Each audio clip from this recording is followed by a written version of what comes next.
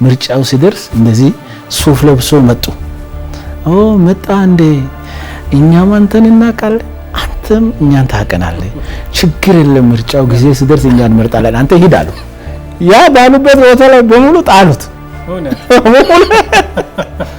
አስዋደር አንተ ጋር እኛ ጋር መተህ አታውቅም ነበር ዛሬ ምን ተከሰተ ሰላም አይደል እንደጋል አለቀልኝ አንተ ለኛ አትሆንም ማለት ነው። ኢትዮጵያዊ ዲሞክራሲ በሚለው መጽሐፎት ረጅም ጊዜ በማሰብና በማሰላሰል አንድ የደረስኩበት ትልቅ እውነታ ኢትዮጵያዊ ዲሞክራሲ ያስፈልገናል የሚል ሐሳብ ነው። ቆይ ሌላ ጥያቄ አለ።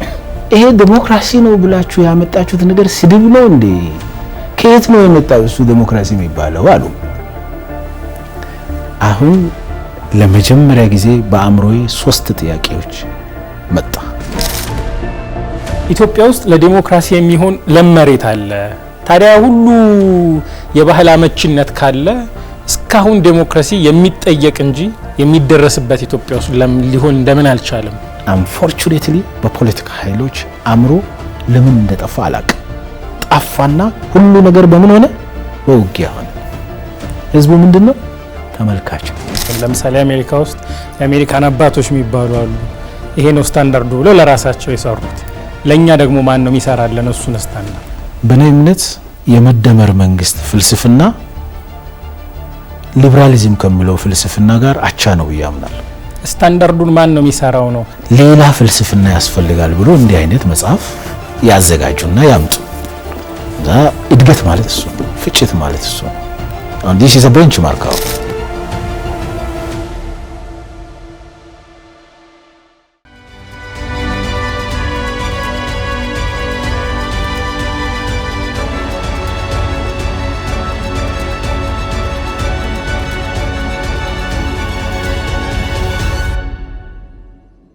ኢትዮጵያዊ ዲሞክራሲ ፍለጋ በሚለው መጽሐፎት ውስጥ አንድ የሚገርም ታሪክ አስቀምጠዋል።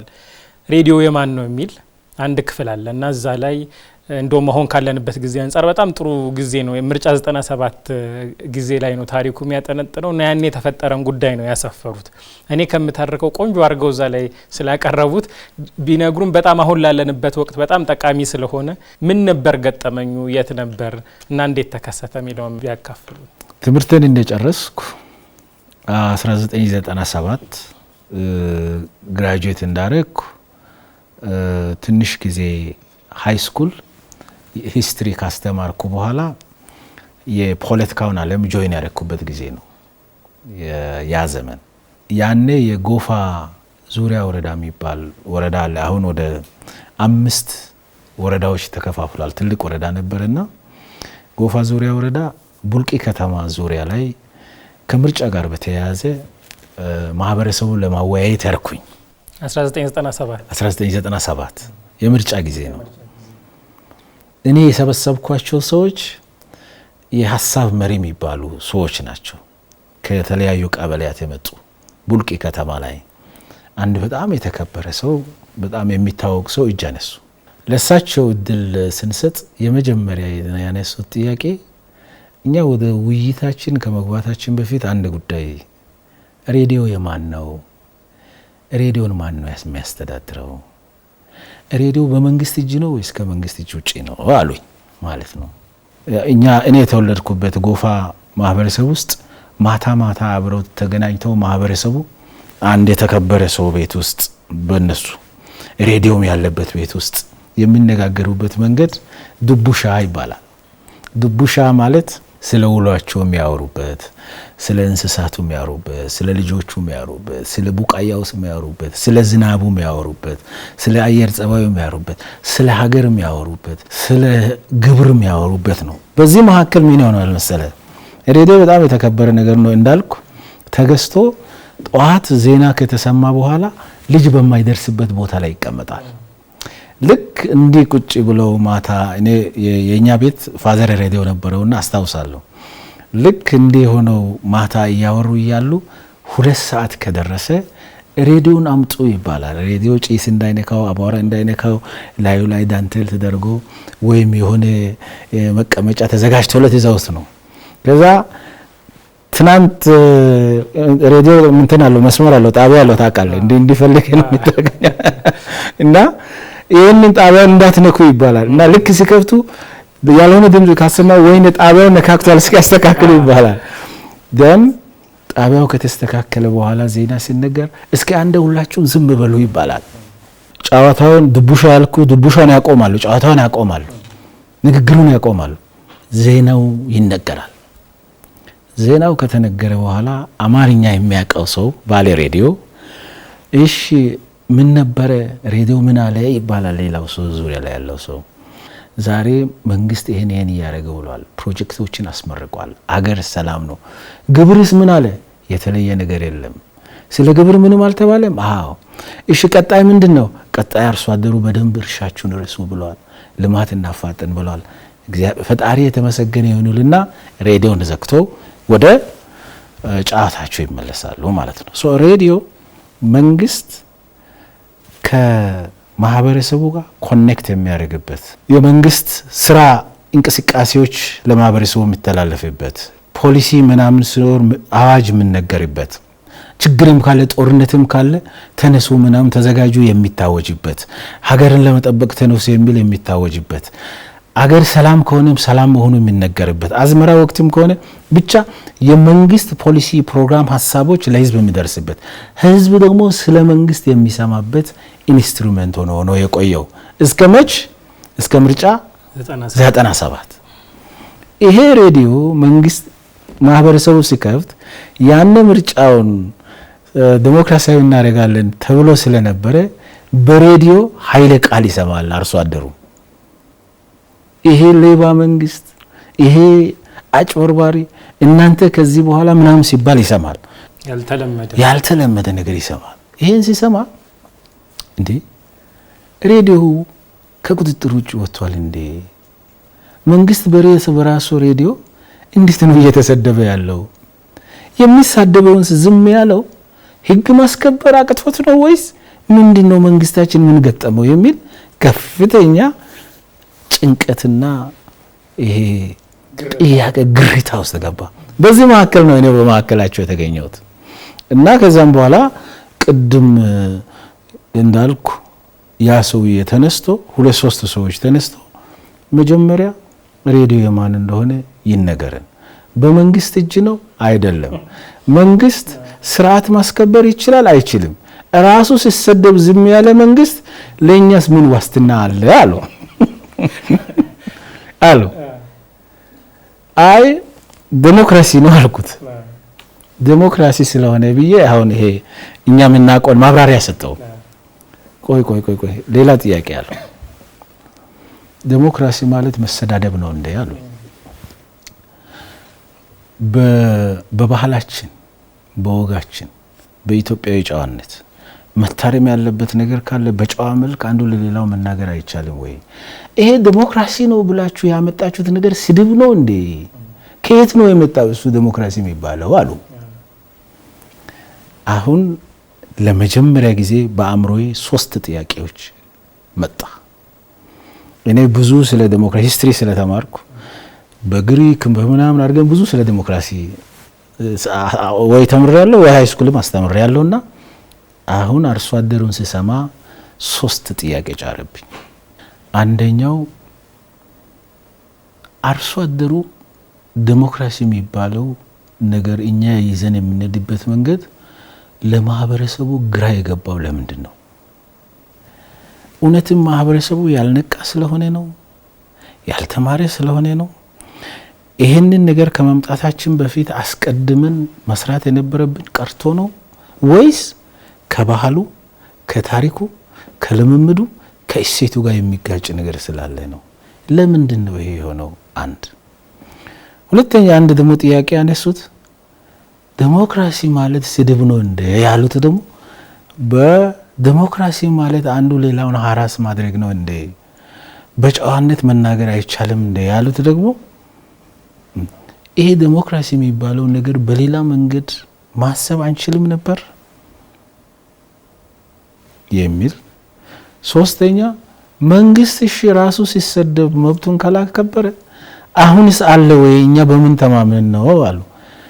አሁን ህግ ማስከበርና ዲሞክራሲ እንዴት ይጣጣማሉ በዚህ ማህበረሰብ ውስጥ የዲሞክራሲያዊ እንቅስቃሴና ህግ ማስከበር የሚባሉ በኢትዮጵያውያን አእምሮ እኔ በተወለድኩበትና ያቺ በነበርኩበት ምርጫ ክልል ላይ የነበረው እንዴት ይጣጣማል የሚል ሀሳብ ተነሳ።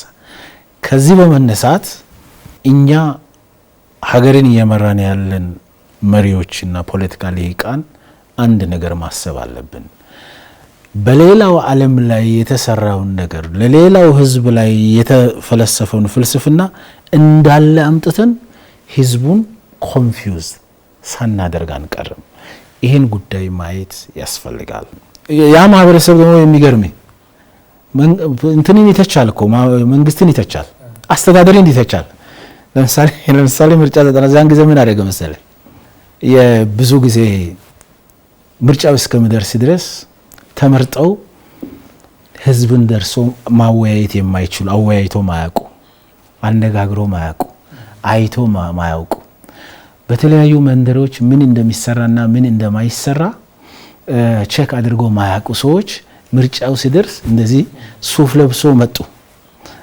መጣ እንዴ እኛም አንተን እናውቃለን፣ አንተም እኛን ታውቀናለህ፣ ችግር የለም ምርጫው ጊዜ ሲደርስ እኛ እንመርጣለን፣ አንተ ሂድ አሉ። ያ ባሉበት ቦታ ላይ በሙሉ ጣሉት፣ በሙሉ ጣሉት። መጣ እንዴ መተህ አታውቅም ነበር ዛሬ እንዴት መጣ ይልሃል። ይሁን አርሶ አደር አንተ ጋር እኛ ጋር መተህ አታውቅም ነበር ዛሬ ምን ተከሰተ? ሰላም አይደል እንደጋል አለቀልኝ። አንተ ለኛ አትሆንም ማለት ነው። መተህ አታውቅም ነበር ዛሬ እንዴት መጣ?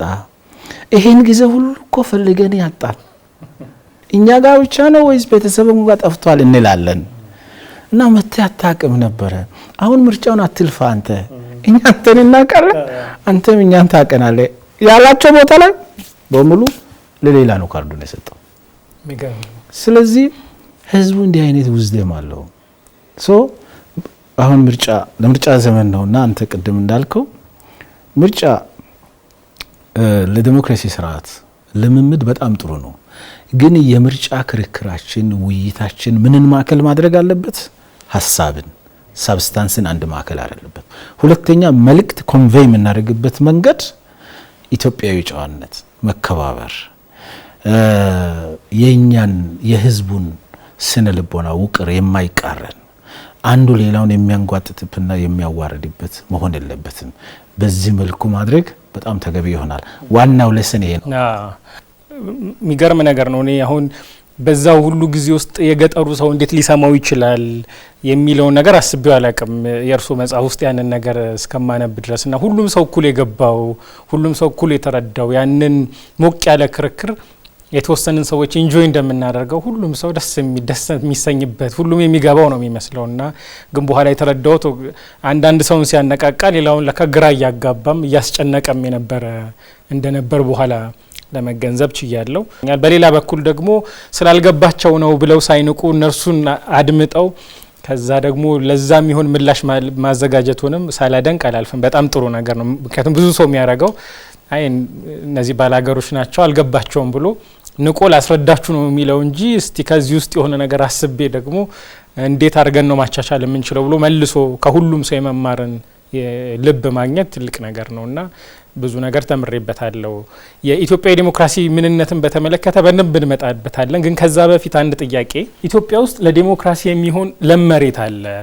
በመደመር መንግስት መጽሐፍም በእርሶ መጽሐፍ ውስጥም የኛ ባህል ለዲሞክራሲ በጣም የተመቸ ነው፣ ምቹ ነው፣ ብዙ አሴት የሚሆኑ ነገሮች እርሾ የሚሆኑ ነገሮች ብዙ ነው በባህላችን ውስጥ ያሉት ብላችሁ በስፋት ተንትናችሁታል። ታዲያ ሁሉ የባህል አመቺነት ካለ እስካሁን ዲሞክራሲ የሚጠየቅ እንጂ የሚደረስበት ሊሆን እንደምን አልቻለም? በቀላሉ ሊሰፍን አይችልም ነበር ወይ?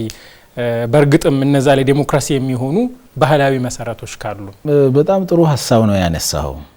1900ዎቹ ጀምሮ እስከ 1966 የነበረው የመንግስትና የህዝብ ግንኙነት የገዢና የተገዢ ሆኖ ነው የቆየው።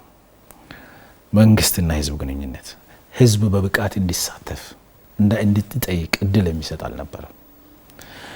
ከ1966 በኋላ ያለው ደግሞ ሲታይ የመጀመሪያው ቴሲስ የሚቃወም አንቲ ቴሲስ ተፈጠረና የፖለቲካ አጀንዳን በኃይል የማስፈጸም ለምሳሌ ደርግ ከ66ቱ አብዮት በኋላ ወደ ስልጣን የመጣበትን መንገድ እኔም የተወሰነ ነገር እዚህ አንስቻለሁ፣ አናላይዝ አድርጋለሁ። 60 ዋና የኢትዮጵያ መሪ የሚባሉ ሰዎችን ረሽነው መጣና ንጉሱን ገሎ መጣና በራሱ መካከል ደግሞ ለስልጣን የሚያሰጉ ሰዎችን በመግደል ነው ወደ ስልጣን የመጣው። አሁን አንተ ለኢትዮጵያ ምቹ የሆነ የዲሞክራሲ ባህል የተደላልከው ነገር ያብራራው። ከዛ 17 ዓመት የፖለቲካ ኃይሎች መካከል የትጥቅ ትግል ተካሄደ። ቁጭ ብለን ተነጋግረን ይሄን ችግር እንፈታለን የሚል ነገር አንፎርቹኔትሊ በፖለቲካ ኃይሎች አምሮ ለምን እንደጠፋ አላቅም። ጠፋና ሁሉ ነገር በምን ሆነ? በውጊያ ሆነ። ህዝቡ ምንድነው? ተመልካች ነው። የባህሉ ባለቤት፣ የእሴቱ ባለቤት፣ የዚህ ወግ ባለቤት የሆነው ማህበረሰብ እድሉን አጣ። አንድ ይሄ ነው። ሌላ ደግሞ ታምራየው በደንብ እንድትዝልኝ የሚፈልገው የፖለቲካ ባህሎቻችን ማለት የፖለቲካ ልምምዶቻችን አገር ቤት ያለ ዕውቀትና ልምድ በሙሉ በጣም ዝቅ አድርገው የሚመለከትና የተሻለ ነገር ከውጪ የተሻለ ነገር ከሌላው ሀገር እንዳለ እንደ ጃኬትና እንደ ኮት አምጥቶ ኢትዮጵያውያንን ማልበስ ዋነኛ የፖለቲካ ኃይሎች የትግል አቅጣጫ ሆነ። ለምሳሌ 1966 አብዮት በኋላ የመጡ ኢትዮጵያ ታሪክ ውስጥ የፖለቲካ ፓርቲ እንቅስቃሴ የጀመረው 1966 ነው። እንደምታውቀው የተለያየ ፓርቲዎች መፈጠር የጀመሩት 66 ላይ ነው። እነሱም ወደ ትጥቅ ትግል ነው ደግሞ የገቡት ፓርቲዎች በሙሉ። ሰላማዊ የሆነ የመድበለ ፓርቲ ስርዓትን ገነባለን ተብሎ እንቅስቃሴ የተጀመረው ደግሞ 87 ህገ መንግስቱ ከጸደቀ በኋላ ትንሽ ጊዜ ነው። ከምዕራቡ ዓለም አኳያ ከሌሎች ዓለሞች የሊበራል ፍልስፍናዎችን አምጥቶ እንዳለ መጫን። ሊበራል ዲሞክራሲ ለማን ነው የተፈጠረው? ለየትኛው ማህበረሰብ ነው የተፈጠረው? በየትኛው ባህል ላይ ነው የሚሰራው? በየትኛው የኢኮኖሚ ሁኔታ ላይ ነው የሚሰራው? በየትኛው የታሪካዊ መሰረት ላይ ነው የሚሰራው? ሊበራል ዲሞክራሲ እኮ የምዕራባውያን ፍልስፍና ነው። ለምዕራቡ ዓለም፣ ለምዕራቡ ባህል፣ ለምዕራቡ ማህበረሰብ የተፈለሰፈ ፍልስፍና ነው። ዴፊኒትሊ ዲሞክራሲ ፈንዳሜንታል የሆኑ ግሎባል ቫልዩስ አሉት፣ ዩኒቨርሳል ቫልዩስ አሉት። ግን እነዛን ምን ማድረግ ይፈልጋል? እያንዳንዱ ሀገር ጋር ኮንቴክስቹዋላይዝ ማድረግ ይፈልጋል። ሶ የመጀመሪያው ኃይልን መመረጣቸው ነው የፖለቲካ ኃይሎች። ሁለተኛ ደግሞ ከውጪ የፖለቲካ ሐሳቦችን አምጥቶ መጫን ነው። ለዚህ ነው ሰርቶ አደር በሌለበት የሰርቶ አደር አብዮት ነው የተካሄደው። ሶሻሊዝም እኮ የወዛደርና የሰርቶ አደር አብዮት ነው። ፍልስፍናውም ካርል ማርክስ የሚባል በጣም እኔ አደንቀዋለሁ። በእርግጥ ካርል ማርክስ የሚባል ኃይለኛ ፈላስፋ ቁጭ ብሎ ለንደን ላይ የጻፈው ነው። የጻፈውም ያኔ እንግሊዝ ኢንዱስትሪያላይዝድ ስለሆነች በእንግሊዝ ውስጥ ያለ ስርዓት ለመቀየር ነው ማርክስ ጽፏል የሚባለው። ወዛደርና ካፒታሊስት ባለበት፣ የምንዳ ሰራተኛና የፋክተሪ ኦነር ባለበት፣ የምንዳ ሰራተኞቹ ወይም ወዛደሮች እየተጨቆኑ ናቸው፣ ወዛደሮቹ ወደ ስልጣን መምጣት አለባቸው ተብሎ የተፈለሰፈ ፍልስፍና ነው ሶሻሊዝም። ግን ማን ነው ይህንን ተግባራዊ ለማድረግ የሞከረው? 0.1% የሌላት ኢትዮጵያ ናት ሶሻሊዝም የወሰደች። ለምን? ውጪ ስለተጻፈ። የስታሊን ሂሳቤ ነው እንዳለ ወደዚህ የመጣው። ኢትዮጵያ ውስጥ የዲሞክራሲ ቫልዩ እያለ ለምን ጠፋ ካልከው ቤዚካሊ አሁን ያብራራሁት ሁለት ነገር ነው። አንደኛው ምክንያት የፖለቲካ ኃይሎች አንፎርቹኔትሊ የኃይል መንገድን መረጡ። ከማህበረሰቡ እንዳልወጡ በማህበረሰቡ ውስጥ ያሉ እሴቶችን ይዘው ቁጭ ብሎ እንደመነጋገር የኃይል መንገድን መረጡ እና የጥላቻና የመጠፋፋት መንገድን መረጡ። ሁለተኛ ፖለቲካ ፍልስፍና ከውጪ አምጥተው ኢትዮጵያ ላይ ጫኑ። ኢትዮጵያ በዚህ ምክንያት ስትሰቃይ ቆየች። ለምሳሌ ኢትዮጵያ ውስጥ 4 ነገሮችን ላንሳለ ለዲሞክራሲ በጣም አሜዚንግ ነው ብዬ ማምናቸው። በህግ አምላክ እሴት ኢትዮጵያ ውስጥ ኢትዮጵያውያን ለህግ ያላቸው ቦታ የተለየ መሆኑን የሚያሳየው የበህግ አምላክ እሴት ነው። ታውቃለህ አይደል? ለገጠር ሄደ ወይ አንድ ቦታ ሄደ በህግ አምላክ ካልክ እንኳን ሰው ወራጅ ወንዝ ይቆማል ይላል። ምን ማለት ነው? ሰው ለህግ ያለው ቦታ ትልቅ ነው። ይሄ ለዲሞክራሲ ምቹ ነው አይደለም? በጣም ምቹ ነው። አንዱ የዲሞክራሲ ፒላር መርህ በህግ መመራት ነው። ይሄ የነበረን ማህበረሰብ ነው። ሁለተኛ የመከባበር ባህል ኢትዮጵያ ውስጥ እኔ ላንተ አንተን ትሪት የማደርግበት መንገድ በጣም ራፍና መስመር ያለፈ አይደለም። በመከባበር ነው። መከባበር ውስጥ ምን አለ? መግባባት አለ። ይሄ ለዲሞክራሲ በጣም ምቹ ነበር። ሁለት የሚከባበሩ ሰዎች የመጀመሪያ የሚያደርጉት አንዱ ሌላውን ማዳመጥ ነው አይደል? ይሄ እንደ ሶሳይቲ አለ። ለዲሞክራሲ ምቹ ነው ይሄ። ሶስተኛው ኢትዮጵያ ውስጥ ለዲሞክራሲ ምቹ ሁኔታ የምትለው አገር በቀል የግጭት አፈታትና የእርቅ ስርዓት አለ። በጣም ምሳሌ ያደኩበት ማህበረሰብ ጎፋ ውስጥ ግጭት የሚፈታበት የቡጫ ወጋ የሚባል ስርዓት አለ። ቡጫ ማለት ሜዳ ነው በጎፊኛ ቋንቋ፣ ወጋ ማለት ወግ ነው እና የሜዳ ወግ ማለት ነው በአማርኛ ቡጫ ወጋ ይባላል። ቡጫ ወጋ ላይ ለምሳሌ አንድ ሰው አንተ ከሌሊቱ 9 ሰዓት ላይ በአገር ሰላም ነው ብለህ ተኝተህ የሆነ ሰው መጥቶ ጥቃት ቢፈጽም፣ ቤቱን ቢያቃጥል፣ ንብረት ቢያቃጥል፣ ከፈጣሪ ውጭ ማንም ሳይኖር ምስክር ሳይኖር ወንጀል ቢፈጽም ይሄን ወንጀል ለማውጣት ቡጫው ላይ ይሰበሰባል ሰው። ጎፋ ላይ የጎፋ ንጉስ አለ። እነዚህ ጎፋ ነገስታት በእጃቸው ወይ ብር ወይ ወርቅ አላቸው እና ወርቁን እያየህ ቀጥ ብለህ ወርቁን እያየህ እንድታልፍ ይደረጋል። መጀመሪያ ችግሩን የፈጠረው ሰው ወርቁን ማየት አይችልም። እዛ ሲደርስ ይንቀጠቀጣል። እንግዲህ ይሄ ቫልዩ ነው። ከዛም በኋላ ሌሎች ደግሞ ስቴፖች አሉ። ይሄ ሲሄድ አይ እኔ ነኝ የፈጸምኩት ይላል። ወንጀሉን የፈጸመው ሰው ማንም ምስክር ሳይኖር ራሱ እኔ ነኝ ይሄን ወንጀል የፈጸምኩት ይላል። ወንጀሉን ፈጸም ካመነ በኋላ የተጎዳው ማህበረሰብ ጋር ግን አብሮ መኖር ስላለበት ደግሞ ምን ያደርጋል? ባራንቼ የሚባል ስርዓት አለ። ባራንቼ ደግሞ የተጎዳዱ ሰዎች፣ ግጭት ውስጥ የገቡ ሰዎች፣ የተቀያየሙ ሰዎች እርቀ ሰላምን ማውረድ ነው። አሁን ፍትህ ማረጋገጥ አንድ ጉዳይ ነው። ላይፍ ስለሚቀጥል ትውልድ ስለሚቀጥል ደግሞ ምን መሆን አለበት? እርቅ መውረድ አለበት። ቁርሾ መቅረት አለበት። በቀል መቅረት አለበት። ስለዚህ በባራንችና በቡጫ ወጋና ባራንቼ እርቅ ፍትህ ያሰፍናሉ፣ ደን እርቅ ያወርዳሉ፣ ሀገሩን ሰላም ያደርጋሉ፣ ገቨርናንስ ያረጋግጣሉ። ዲሞክራሲ ከዚህ ውጪ ምንድነው? ዲሞክራሲ እኮ ግጭትን በሰላማዊ መንገድ መፍታት ነው።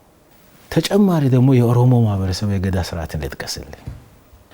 ይሄ በጣም የሚገርመኝ ሃይ ስኩል ሆኜ ዩኒቨርሲቲ ሆኜ ሂስትሪ ስንሰራ መጽሐፎችን ሳነብ የምዕራባውያንና የኛን የሚያነጻጽር አንድ ተርም ፔፐር ጽፌ አቅርቤ ነበር። ያኔ ኮምፓሪዝን ቢትዊን ዌስተርን የሊበራል ዲሞክራሲና የገዳ ስርዓት ቫልዩስ አቅርቤ። ከዛ ጊዜ ጀምሮ በጣም ይገርመኛል። የገዳ ስርዓት ውስጥ በጣም ቀኑን ሙሉ ልታወራ የሚችለው ብዙ ነገር አለ። ግን 3 ነገሮችን ከጊዜ አኳያ ላንሳል። 3 ነገሮች ብቻ። አንደኛው ስልጣን ላይ ያለ ሰው ተርም ሊሚት ነው። ይኸውልህ በዓለም ላይ እኔ እስካሁን አላነበብኩም አሜሪካውያን ተርም ሊሚት ከመጀመሪያቸው በፊት በዓለም ላይ ዲሞክራሲ የሚባለው ነገር በነገሪ ላይ ዲሞክራሲ በግሪክ ነው የተወለደ አይደል ተብሎ የሚታመነው ለ2000 ዓመታት ደግሞ ጠፋ ከምድር ላይ ተመልሶ የመጣው በ17ኛውና በ18ኛው ክፍለ ዘመን ላይ ነው ተመልሶ የመጣው ምዕራቡ ላይ። የኦሮሞ ማህበረሰብ ግን በዓለም ላይ ዲሞክራሲ በማይወራበት በ15ኛውና በ16ኛው ክፍለ ዘመን ዲሞክራሲ ዲስአፒር አድርጓል በዓለም ላይ ተብሎ በሚታመንበት በ15ኛው በ16ኛው ክፍለ ዘመን መሪ የሚሆነው ሰው የመጨረሻውን የስልጣን ኦፊስ የሚይዘው ሰው ተርም ሊሚት አለው። ወርቅ ቢያዘንብ ወርቅ ቢያበቅል ከ8 ዓመት በላይ ስልጣን ላይ አይቆይም። ስለዚህ በመጣውም ሰው 8 ዓመት አስተዳደሩ እንደምነሳ ያውቃል፣ ሶሳይቲውም ያውቃል። በዚህ ምክንያት በፓወር ላይ ይመጣሉና ይቆያሉ በሚል ግጭት የለም። አንድ ሁለተኛ በጣም የሚገርመኝ መሪዎች በምርጫ ነው ወደ ስልጣን የሚመጡት። በኦሮሞ ገዳ ስርዓት ውስጥ ስልጣን ከቤተሰብ ወደ ቤተሰብም አይተላለፍም፣ ከዘር ወደ ዘርም ከጎሳ ወደ ጎሳም አይተላለፍም። ስልጣን ለምሳሌ አባገዳ የሚሆን ሰው ከታች ጀምሮ እያሳደገ በየ8 ዓመቱ እንትን ክፍፍል አለ፣ የገዳ ኤጅ ክፍፍል አለ። እየታየ የመጣ ሰው ከ40 ዓመት በኋላ ያሉ ወንዶች ውስጥ መስፈርቶች አሉ። እነሱ የራሳቸው የውድድር መስፈርት አለ፣ ወደ 10 የሚሆኑ መጽሐፈ ላይ የተወሰነ ደረጃ ጽፌያለሁ። በዛ መስፈርት መሰረት የሚያሟላው ሰው ተመርጦ አባገዳ ይሆናል። ሰው ስልጣን በምንድን ነው የሚገኘው ማለት ነው? በኤሌክሽን። this is amazing። ሶስተኛ ውሳኔ የሚተላለፍበት መንገድ ነው። በኦሮሞ ገዳ ስርዓት ውስጥ ውሳኔ የሚተላለፈው በምን እንደሆነ ታውቃለህ? በመግባባት ነው። ለምሳሌ 300 ሰዎች አጠቃላይ ማህበረሰቡን በተመለከተ ለውይይት ቢቀርቡ 270 ሰዎች ተስማምተው 30 ሰዎች ባይግባቡ በእጅ ብልጫ አይወስኑ። ይሄ በኦሮሞ ገዳ ስርዓት እቺ ባቄላ ካደረች አትቆረጠም የሚባለው አይሰራም። ምንድነው የሚሉት እነሱ? አቡልት ነው የሚሉት።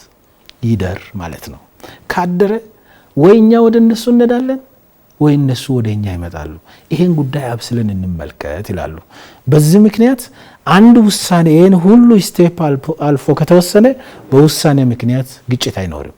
በውሳኔ ምክንያት ግሪቫንስ አይኖርም። ሶ መግባባት፣ አሁን ኢትዮጵያ መግባባት ዲሞክራሲ ነው የምትለው። ለዛ የሚሆን እኔ ሶስቱን ፋንዳሜንታል ኤሌመንትስ ዛሬ ላይ ወስደ ብትመለከት ዓለም ላይ ዛሬ ላይ ያለው የዲሞክራሲ ቫልዩ በሙሉ በእነዚህ ዙሪያ የሚሽከረከር ነው። በእነዚህ ዙሪያ ላይ የሚሽከረከር እነዚህን ወስደን በዓለም አቀፍ ደረጃ ደግሞ የዲሞክራሲ ቫልዩስ የሚባሉት አሉ ዋና ዋናዎቹ።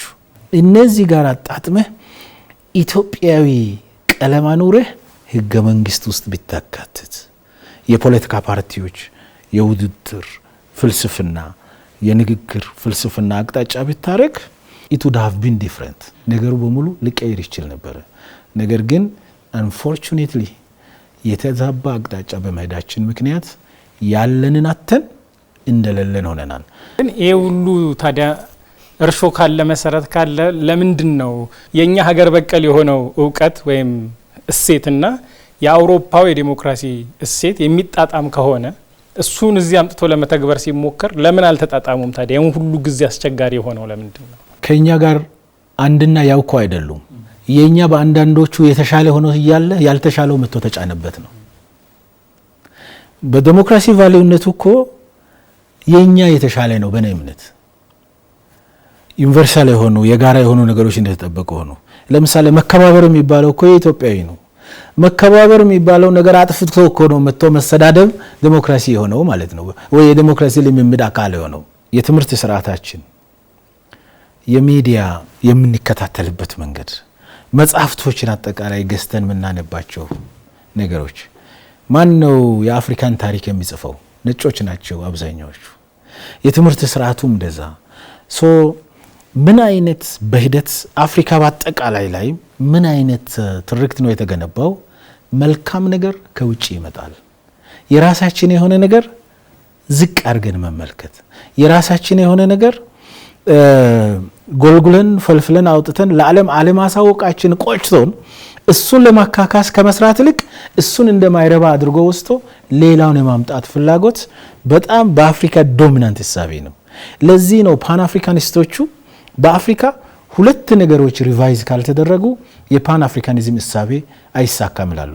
አንደኛ የትምህርት ስርዓቱ የአፍሪካን ቫልዩስ፣ የአፍሪካን ፊሎሶፊ፣ የአፍሪካን ፍልስፍና፣ የአፍሪካን እሴት፣ የአፍሪካን ታሪክ፣ የአፍሪካን ትልቅነት ማዕከል አድርጎ ግን ደግሞ ዩኒቨርሳል ኖሌጅ ዩኒቨርሳል ስለሆነ ሌሎች ተካቶ መሄድ አለበት። መሰረቱ አፍሪካን መልቀቅ ያለበት ይላሉ።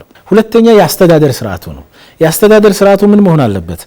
አፍሪካን ቫልዩስ፣ አፍሪካን ሂስትሪ፣ አፍሪካን ሳይኮሎጂ፣ አፍሪካን ሞራል ማዕከል ያደረገ የአስተዳደርና የፍልስፍና አቅጣጫ ያስፈልጋል። እኔ ብዙ ጊዜ ክቡር ጠቅላይ ሚኒስትራችን ያነሳል። ግን አሁን ለምሳሌ መደመር የሚለው ሀሳብ በኢትዮጵያዊ ጸሐፊ ስለተጻፈ ብቻ ደግሞ እነሱ ምን ያውቃሉ ይልሃል። መደመር የሚለውን ሩሶ ጽፏል ቢባል፣ መደመር የሚባለው አንድ ፈረንሳዊ እንዲህ ብሏል ቢባል ሁሉም ለየት ባለ አይን ይመለከተዋል። አሁን ለምሳሌ እኔ ጠቅላይ ሚኒስትራችን አንዳንድ ጊዜ በጣም የሚገርም ነገር ይናገራሉ። አሜሪካ በሳዳም ሁሴን ኢራቅን የወረረችበት ያኔ የአሜሪካ አይሮፕላኖች በቀላሉ ወደ ኢራቅ የገቡ ይመቱ ነበር። ግን እንዳሁኑ አይደለም። ያሁኑ በጣም ከባድ ነው፣ ለማሰብ ይከብዳል። ኢራን ጋር አሁን የሚታየው ያኔ ዓለም የቴክኖሎጂ ትሆናለች። የሀገር ሉዓላዊነት መከላከል ፊዚካሊ ያቆምና ቨርቹዋል ይሆናል የሚል ነገር ያነ ጠቅላይ ሚኒስትሩ ይናገሩ ነበር። ያነ ጠቅላይ ሚኒስትር ሳይሆኑ የሆነ ቦታ ስራ እየሰሩ ማንም ነው ይሄን ጉዳይ እንትን ለማለት ይቸግራል አይደል? ሰው ብዙ ሰው ነበር የሚያጣጥል፣ ብዙ ሰው ያጣጥል። ይሄ ምን ያወራል የሚል አሁን እንኳን የአርቲፊሻል ኢንተለጀንስ እሱን ላመጣለ አሁን አርቲፊሻል ኢንተለጀንስ ገና ዳቦ ያልጠገበች ሀገር ስንዴ ማለት ጤፍ 10,000 ብር ገብቶ ለኛ ኤአይ ምን ይሰራልናል? አርቲፊሻል ምናምን ይሰራል። በሀገሪ ውስጥ ያለ ነገር የሀገር መሪ ሲያነሳ ስጽፍ ከማጣጣሌ በፊት መጀመሪያ ኢሹን በደንብ ኢንተርናላይዝ ማድረግ አለብህ። በደንብ ማንበብ አለብህ። በደንብ ማወቅ አለብህ። በደንብ ሊገባ ይገባል። በሀገር በኢትዮጵያዊ ስለተጻፈ ወይም በኢትዮጵያዊ መሪ ስለተነገረ ሁሉንም ነገር ፖለቲሳይዝ አድርገ መቃወም አይደለም። ይሄ የምንነገረው ነገር ኮንተንቱን መመዘን አለብህ። አሁን ለምሳሌ በሚቀጥሉት ጊዜያት በአርቲፊሻል ኢንተለጀንስ ላይ የምንሰራውን ስራ በአግባቡ ካልሰራን አፍሪካ ዋጋ የላት። ለዚህ ነው አሁን በዓለም ሁለተኛ የሆነው የአርቲፊሻል ኢንተለጀንስ ዩኒቨርሲቲ ጠቅላይ ሚኒስትሩ ይገነባል ብሎ አውጆ እንቅስቃሴም ተጀምሯል። መደመርም እሳቤ እንደዛ ነው ማየው። መደመር መጽሐፉን አንብቦ አይዳውን ከመረዳት ይልቅ በማን ተጻፈ ብሎ ሳያነብ የሚቃወም ሰው በጣም ብዙ ነው። እኔ በጣም ጎበዝ የሚከራከር ሰው ቢመጣ መደመርን ይዤ ከማንም ሰው ጋር ቁጭ ቤት ቤት ማድረግ ፈልጋለሁ። ለምሳሌ እኔ ስለማምንበት እኔ ከመደመር ሂሳብ ተነስቼ ነው የኢትዮጵያዊ ዲሞክራሲ ፍለጋ መጽሐፍ የመጻፍኩት። ለምሳሌ መደመር ሂሳብ ላይ ዲሞክራሲያችንን በተመለከተ ምን ይላል መሰለ? የፍልስፍና አቅጣጫችን ተቀይሯል። ዲሞክራሲያችን የኢትዮጵያ ባህል፣ የኢትዮጵያ ታሪክ፣ የኢትዮጵያ ስነ ልቦና ውቅር፣ የኢትዮጵያን አጠቃላይ ልምምድ ላይ የሚቆም መሆን አለበት። የትኛውም ጠቃሚ ልምድ ይሄንን እሮድ አድርጎ መነሳት አለበትም፣ እዚህ ላይ መነሳት አለበት፣ መቆም አለበት ይላል። አንድ ሁለተኛ ተቋማዊ ወይም ኢንስቲትዩሽናል መሰረት ሊኖረው ይገባል። ሰው በተቀያየረ ቁጥር የማይቀያየር መሆን አለበት። ለዚህ ነው ፍልስፍናችን ሀገር በቀል ይሁን፣ ስራው ደግሞ ተቋማዊ ይሁን፣ ከውጭ የምናገኘው የትኛውም እውቀትና ግሎባል ትሩስ ኤንድ ኖውሌጅ ብሔርም የለውም አገርም የለውም፣ እውቀት ለኢትዮጵያ በሚሆን መልኩ አጣጥመን እንጠቀም ብለው አንተ ላነሳው ጥያቄ እኛ ያለንን እሴቶች አንደርማይን በማድረጋችን እኛ ያለን እሴቶች እንዲወጡ ቦታ ባለመስጠታችንም ምሁራንን የምንል ሰዎችም ኢትዮጵያ ውስጥ ያሉ እሴቶችን አውጥተን በአፍሪካ በዓለም ለኢትዮጵያውያንም መጀመሪያ በኢትዮጵያ ውስጥ ከዛ በአፍሪካ በዓለም እንዲታወቅ ከማድረግ ልክ የኛን ትተን የሌሎችን አምጥተን እሱን እየሰበክን በመቆየታችን ምክንያት እያለን እንደሌለን ሆነናል ማለት ነው።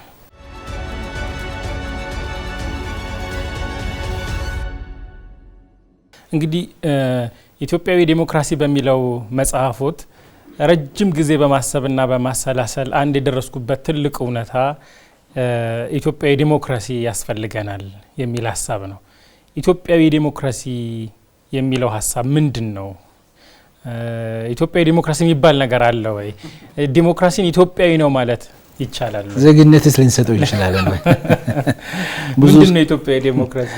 የብዙ ያኔ የወጣ ሰሞን ለማን ነው ደግሞ ለተስፋዬ መብት ሰጥቶ ለዲሞክራሲ ዜግነት እሱ የሚሰጠው የሚሉ ሰዎች አሉ ብሎ አንዳንድ ጓደኞቼ ሲቀልዱ ነበረ። ዲሞክራሲ የሚባለው ቶት የተወለደው ግሪክ ነው የዛሬ 2500 ዓመት አካባቢ።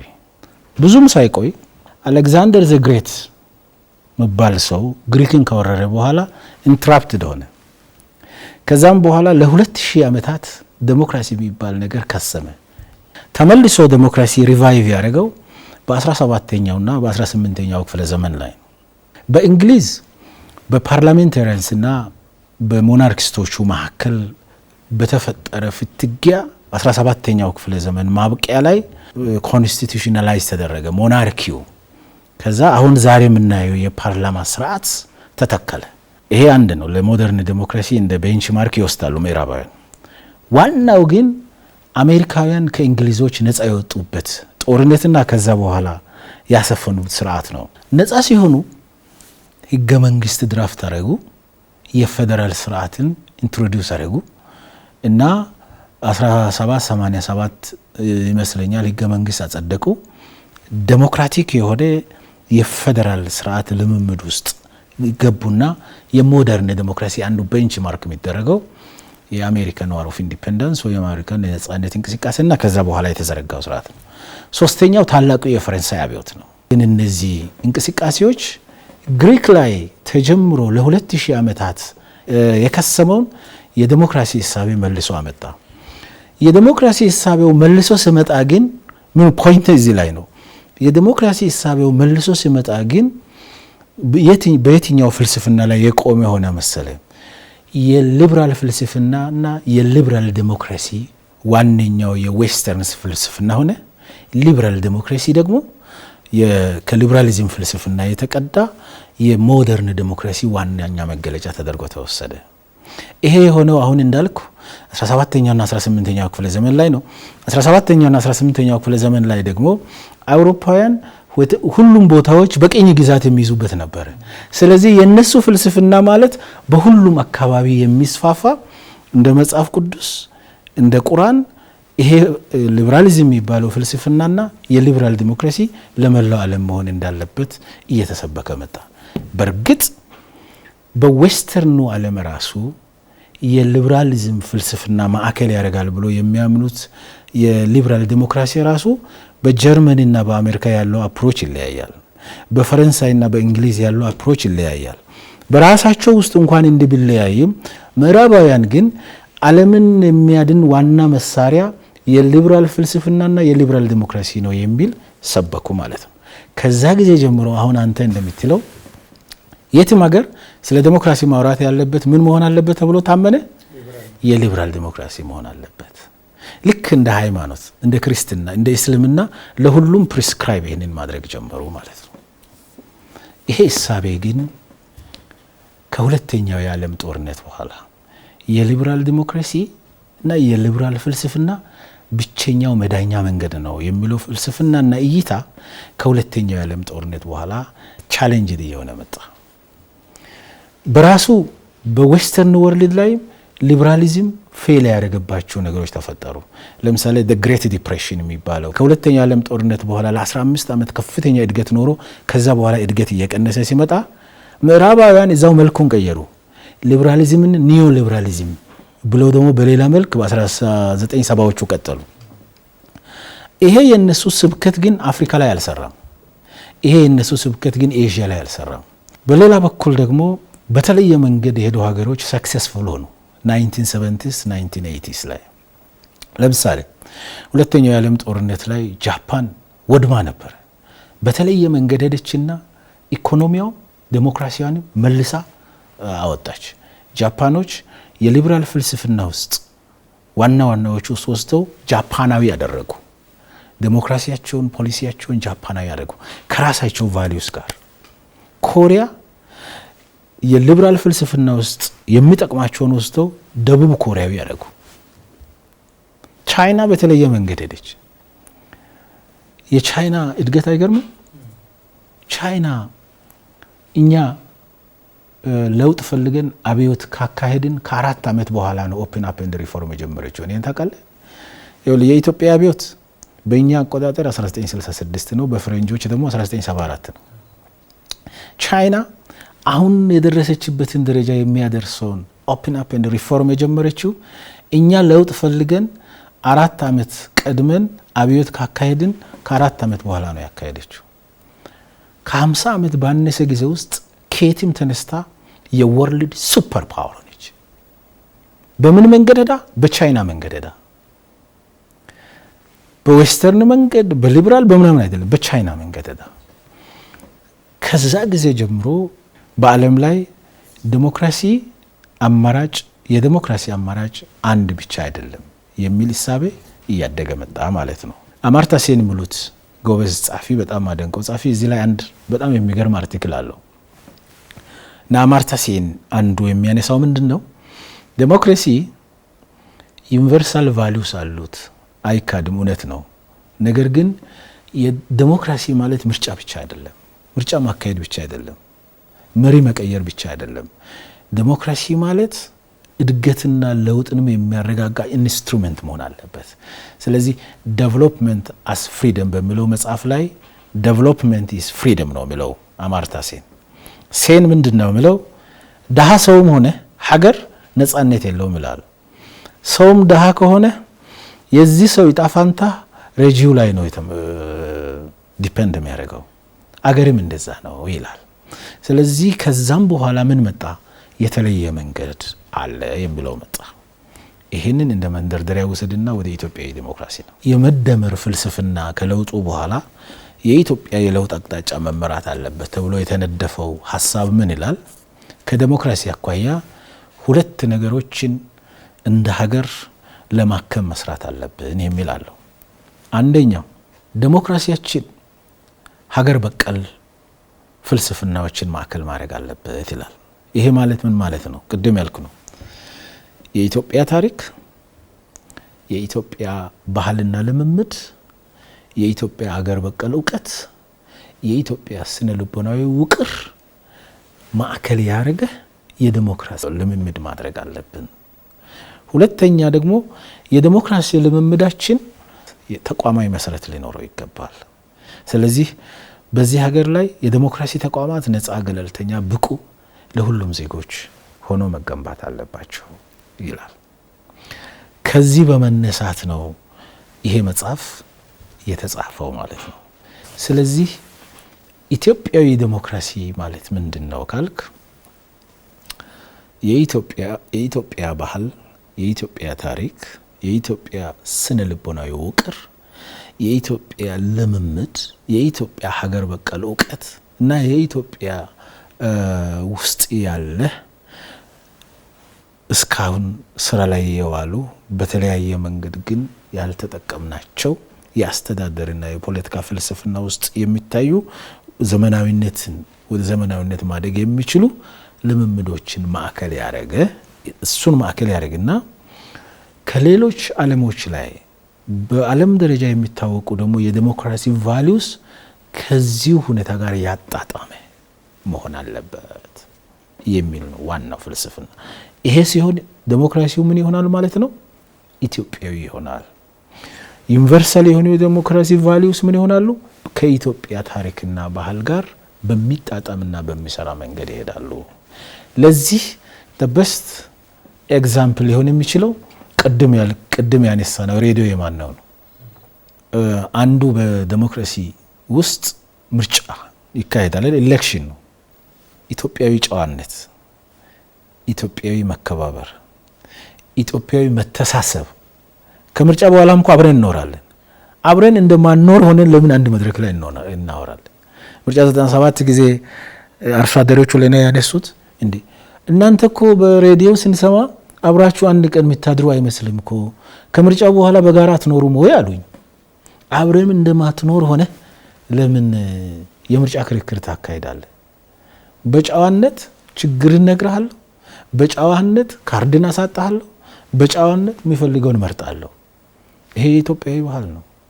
ሌላ ቦታ ሄደ ብትሰዳደብ ልክ ላይሆን ይችላል። ፓርላማ ሌሎች ሀገሮች ይደባደባሉ፣ እኛ ለምን አንደባደብም የሚል ጥያቄ ያ የሚያነሱ አሉ ብለኛል። ፓርላማ ላይ እኛ ብንደባደብ ኢትዮጵያውያን ምን ይሉናል?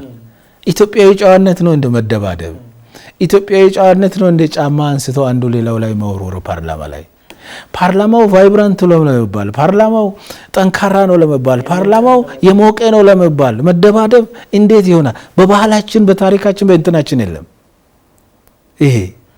ስለዚህ እኛ የኢትዮጵያዊ መሆን አለበት ሲባል ዩኒቨርሳል የሆኑ አማርታ ሴኔ እንደምለው ዩኒቨርሳል የሆኑ የዲሞክራሲ ቫልዩስ ወስተን ነገር ግን በኢትዮጵያ ኮንቴክስት ተግባራዊ ማድረግ አለብን። ይሄን ባለማድረጋችንስ ተጎዳን። ይሄ አዲሱ መንገድ ነው አሁን የምናወራው። ያኛው አሮጌ መንገድ ነው። የሊበራል ዲሞክራሲ አልን አልቻልንም። የሶሻል ዲሞክራሲ አልን አልቻልንም። ሶሻሊዝም አልን አልቻልንም። ዓለም ላይ እኮ የተፈላሰፉ ነገሮች በሙሉ ለምዕራቡ ዓለም የተፈላሰፉ ነገሮችን በሙሉ እኮ አምጥተን እዚህ ሞክረናል፣ አልቻልንም። ስለዚህ ያንን ማድረግ ተገቢ ይሆናል ማለት ነው። እንደዚህ አይነት ሀሳቦች ሲነሱ አንድ ስጋት አብሮ ይመጣል። ያ ስጋት ምንድነው?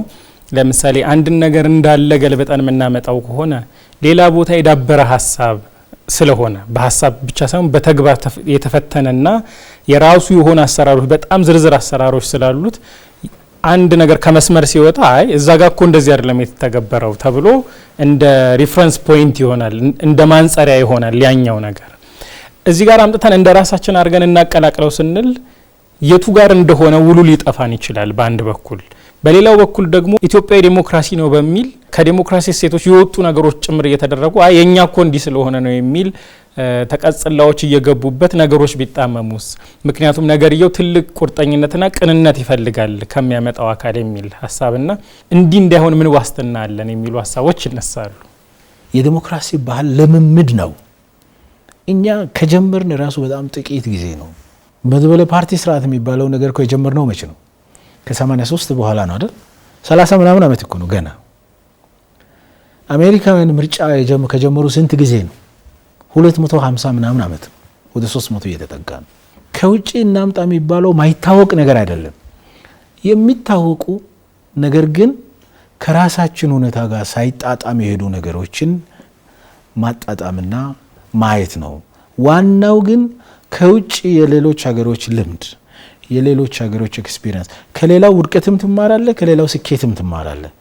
የምትማረው ነገር እንዳለ ሆኖ አንተ እንደሌለ አድርገህ አትውሰድ፣ እኛን ዚሮ አድርገህ አትነሳ ነው ኢትዮጵያዊ ዴሞክራሲ የሚለው። ስታንዳርዱን ማን ነው የሚሰራው ነው ስናቀላቅለው ይሄ ነገር አለው ይሄ የኛ ይሄ ነው ከውጭ መጣ ነው ይሄ ነው ከዛ መጨረሻ ኢትዮጵያዊ የሚሆነው ይሄ ነው ብሎ የሆነ ግልጽ የሆነ ፕሪንሲፕል ያስፈልገዋል። ያን ስታንዳርድ ማን ነው? አዎ አሁን ጥሩ ነገር መጣ። ይሄንን አሁን ምዕራባውያን ስታንዳርድ ሴት አድርገው ራሳቸውን ይወስዳሉ ለአፍሪካ ለኢትዮጵያ። ከዚህ ስታንዳርድ ውጭ የሚሄድ በሙሉ ቅድም እንዳልኩ ትራዲሽናል ነው ወይም ኋላ ቀር ነው ብሎ ይወስዳሉ። ስታንዳርዱን ኢትዮጵያውያን ሴት ያደርጋሉ። እንዴት? ከልምዳቸው እየተማሩ እየወደቁ እየተነሱ። ዴሞክራሲ ያደገው እኮ እንደዛ ነው። ማን ነው ስታንዳርድ ሴት አድርጎ በዓለም ላይ የዴሞክራሲ ባህል? ስማ አሜሪካውያን ህገ መንግስታቸውን ሲቀርጹ 3 ነገሮች የአሜሪካን ቫልዩስ መሆን አለባቸው አሉ። አንደኛው ሊበርቲ ነው፣ ነጻነት ነው። ሁለተኛው እኩልነት ነው። ኦፍ ኮርስ ይያዛል ዴሞክራሲ ነው። ነገር ግን ይሄን ብሎ 1789 ላይ መጀመሪያ ፕሬዝዳንት የመረጠ ሀገር 1960ዎቹ እኔና አንተ ከመወለዳችን ትንሽ ቀደም ብሎ የነጭና ጥቁር በአንድ ባስ አይሄድም። ማን ነው ያን ስታንዳርድ ነው ሴት ያደረገው? እየተማሩ እያደጉ ነው። ስታንዳርድ የአንድ ሀገር ዴሞክራሲ ባለቤቱ የአንድ ሀገር ዜጋ ነው እንጂ የሆነ ሀገር አይደለም። ኢትዮጵያ ውስጥ ለሚገነባው ዴሞክራሲ ዋስትናው የኢትዮጵያ ህዝብ ነው። ዋስትናው የኢትዮጵያ ሲቲዘን ነው። ምንማረውም ከራሳችን ልምድ ነው። እንዴ እኛ እኮ ዓለም በሙሉ ቅኝ ግዛት ውስጥ ሲኖር ነጭን አሸንፈን እኮ አዲስ ቤንችማርክ ሴት ያደርግ። ማን ነው ለኛ ቤንችማርክ ሴት የሚያደርገው? እኛ እኮ አፍሪካ ህዳሴ ግድብ እኮ is a new benchmark for all Africans። ምክንያቱም አንድ ትርክት አለ። አፍሪካውያን እርዳታ መሰብሰብ ካልሆነ በስተቀር አፍሪካውያን የተሰጠ ነገር መብላት ካልሆነ በስተቀር በራሳቸው እውቀት፣ በራሳቸው ጉልበት፣ በራሳቸው እንትን ሪሶርሳቸውን ተጠቅሞ ማበልጸግ አይችሉም የሚለውን እኮ ሴት አድርገናል አይደል? አፍሪካውያን በተፈጥሮ ሀብት ማአት ሴራ አልፈን ማአት ቻሌንጅ አልፈን ማን ነው ለኛ ቤንችማርክ ሴት የሚያደርገው? እኛ ራሳችን ነው ሴት የምናደርገው። ዛትስ ዋይ ማን ነው ለቻይና ቤንችማርክ ሴት ያደርገው? ኦንሊ ቻይኒዝ ቻይናውያን ናቸው አይደል? ቤንችማርካቸው ሴት አደረጉ። በዛ ቤንችማርክ ሄዱ። በዓለም ሱፐር ፓወር ሆኑ። ሁሉም ሀገር አሁን ቻይና ቻይና ቻይና ቻይና ይላል።